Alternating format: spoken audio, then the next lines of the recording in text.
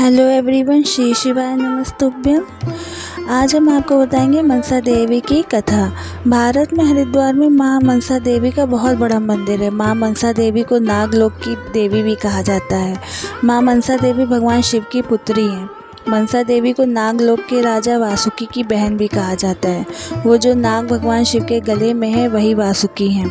मां मनसा देवी सबकी मनोकामना पूरी करने वाली देवी मानी जाती हैं। मनसा देवी की एक अद्भुत बात ये भी है, जो भी भक्त मां मनसा देवी के दर्शन के लिए जाते हैं वह सबसे पहले हरिद्वार में गंगा नदी में स्नान करके फिर माता के दर्शन के लिए माता के मंदिर में जाते हैं और एक हाथ में पूजा की थाली में फूलों की माला, रोली, चूड़ी, धूपबत्ती, नारियल, चुनरी आदि लेकर जाते हैं और माता की पूजा करते हैं। मां मनसा देवी को भोग भी उल्टे हाथ से ही लगाया जाता है। मां मनसा देवी की पूजा भी उल्टे हाथ से ही की जाती है।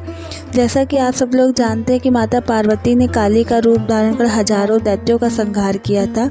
माता के इस रूप के कारण नागलोक के राजा वासुकी की बहन की मृत्यु हो गई। वासुकी बहुत दुखी थे। तब भगवान शिव ने अपने मस्तक के भाव से कन्या को जन्म दिया और उसे वासुकी को भेंट कर दिया। चूँकि ये कन्या भगवान शिव की मानस पुत्री थी, इसलिए इसका नाम मनसा रखा गया। इस तरह मनसा देवी जी का जन्म हुआ। तब वासुकी उस कन्या को लेकर वहाँ से निकल पड़े। आधे रास्ते में वह गिर पड़े क्योंकि उनसे माँ मनसा देवी का विष का प्रभाव बर्दाश्त नहीं हो सका।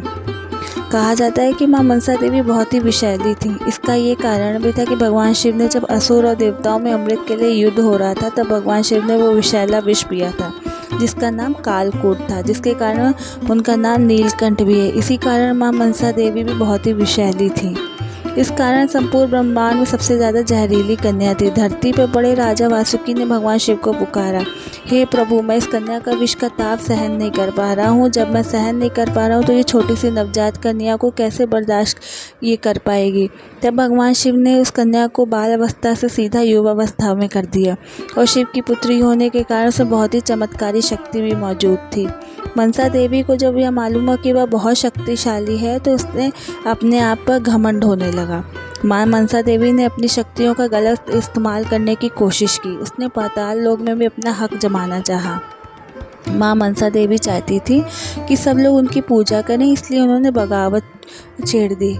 जिस तरह भगवान शिव के परिवार में गणेश और कार्तिक की पूजा की जाती है वैसे ही मेरी पूजा भी की जानी चाहिए। ठीक वैसे ही धरतीवासी भी मेरी पूजा करें। तब भगवान शिव को यह पता चला कि मनसा अन्य देवियों की तरह अपने आप को पूजन के लिए मना रही हैं और लोगों पर अत्याचार कर रही हैं। तब उन्होंने मनसा देवी को अपने पास बुलाया और कहा कि तुम धरती पर जाओ। कहा जाता है कि धरती पर शिव का एक भक्त चंद्रधर भी है। यदि वह तुम्हारी पूजा कर लेगा तो धरतीवासी भी तुम्हारी पूजा करने लगेंगे। भक्त चंद्रधर धरती पर शिव का महान भक्त था। मां मनसा देवी ने अपने बलपूर्वक पूरी श्रद्धा से उसे अपनी पूजा करने को मजबूर कर दिया था, मगर भक्त चंद्रधर शिव का महान भक्त होने के कारण किसी और की पूजा नहीं करना चाहता था।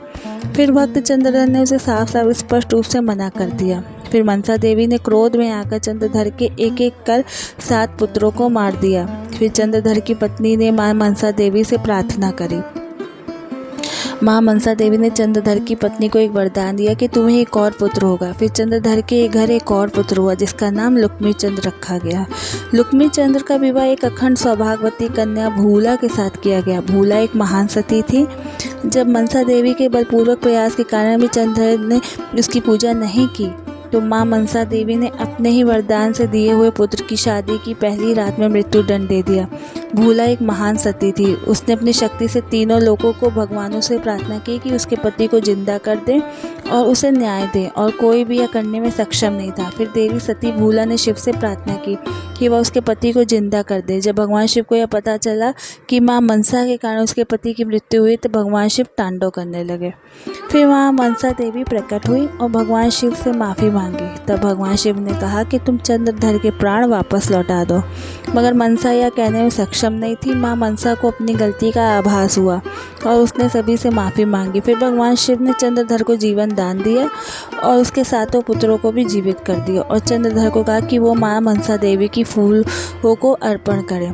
जैसे ही चंद्रधर और उसकी पत्नी मां मनसा देवी पर फूल अर्पण करने लगे तो मां मनसा ने रोक दिया और कहा कि इस दुनिया में सभी देवी देवताओं को सीधे हाथ से फूल अर्पण किया जाता है और पूजा की जाती है, मगर मेरी पूजा उल्टे हाथ से की जाएगी।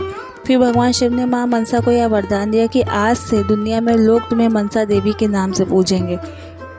जो भी भक्त तुम्हारे द्वार पर आएगा उसकी हर मनोकामना पूरी होगी, तुम धरती पर पूजी जाओगी। माँ मनसा देवी के दर्शन के लिए जो भी भक्त जाना चाहते हैं वो हरिद्वार उत्तराखंड में माँ मनसा देवी का बहुत बड़ा मंदिर बना है, वहाँ जाकर माँ मनसा देवी के दर्शन कर सकते हैं।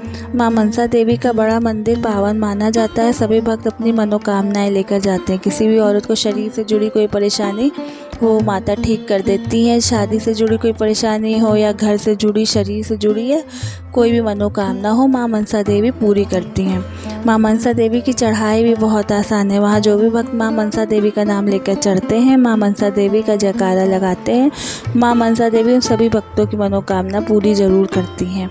माँ मनसा देवी का मंत्र भी बहुत चमत्कारी होता है। माता के इस मंत्र से सभी परेशानी दूर हो जाती है। अगर आपको कोई बहुत दिनों से परेशानी हो रही है तो माँ मनसा देवी का मंत्र पढ़ सकते हैं। माता रानी का मंत्र बोलिए, इससे आपकी परेशानी दूर हो जाएगी। इस मंत्र का जाप दिन में 108 बार यानी कि एक माला में दिन में इस मंत्र के साथ पढ़नी है। नवरात्रि में इस मंत्र का जाप बहुत ही लाभदायक होता है। हमें आपकी अपनी मनोकामना को पूरी करने के लिए इस मंत्र का जाप जरूर करना चाहिए। हम दिन में नवरात्रि के अलावा भी इस मंत्र का जाप 5 या 11 बार कर सकते हैं। माँ मनसा देवी पांडव कुल की कुल देवी हैं। माँ मनसा देवी के भगवान शिव और माता पार्वती की पुत्री के रूप में जाना जाता है। इनके पति का नाम महर्षि जटायु तथा पुत्र का नाम आस्तिक जी है। इनके भाई गणेश जी हैं तथा कार्तिकेय जी और साथ ही देवी बहन अशोक सुंदरी। देवी ज्योति और भगवान अयप्पा भी हैं। इनका प्रसिद्ध मंदिर हरिद्वार में स्थापित जो कि एक शक्तिपीठ है। बंगाल में माँ मनसा देवी की पूजा गंगा दशहरा के दिन होती है, जबकि कहीं कहीं कृष्ण पंचमी के दिन भी देवी की पूजा की जाती है। ऐसा माना जाता है कि पंचमी के दिन घर के आंगन में नाग पंचमी की शाखा पर माँ मनसा देवी की पूजा करने से विष का भय नहीं रहता। माँ मनसा देवी की पूजा के बाद ही नागदेव की भी पूजा होती है। अगर आपको ये मेरा वीडियो पसंद आया हो तो please like, share and subscribe कीजिए। Thank you. श्री शिवाय नमस्तुभ्यम।